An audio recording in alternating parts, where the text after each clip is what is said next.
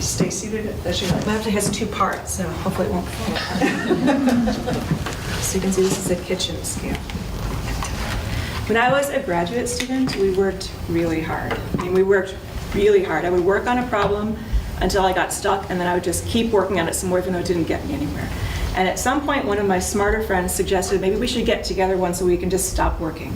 So she set up this thing called Friday Night Videos, where we went to her house, and her idea was, let's watch the worst possible movies we can think of. B movies, like classic B movies, like Attack of the Killer Clowns. And any kind of martial arts movie, the more stunt doubles, the better.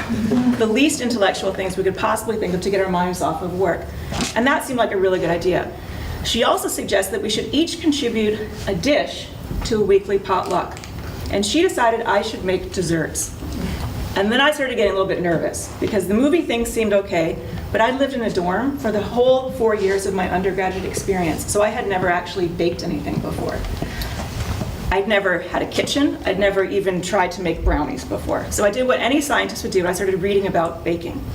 And I learned that baking is just chemistry. So I figured if I have enough of the right kind of ingredients and I measure them the right way and I add them together in the right order, it should be at least edible. So I went ahead and I did this, and I went to my very first dinner. And I can't actually remember exactly what I bought, what I brought with me, but I didn't buy it, actually, I did make it. What I brought was something probably like a chocolate flourless torte with a chocolate ganache and glazed walnuts, because I have always been an underachiever.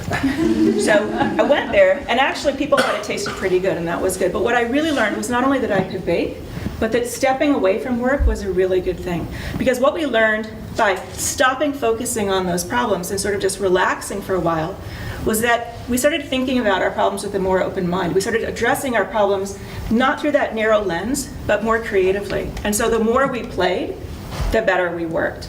And so now when I get stressed at work, and it does happen once in a while, believe it or not meaning to point fingers or anything. I think she was pointing. I pointed several fingers. We had a big grant due today. So whenever I get stressed at work, what I do, I stop working actually. And I'll grab my scale and I'll bake something.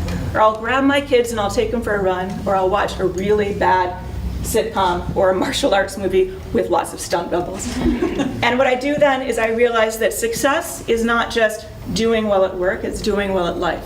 And so this object is success to me because this object represents balance. Thank you.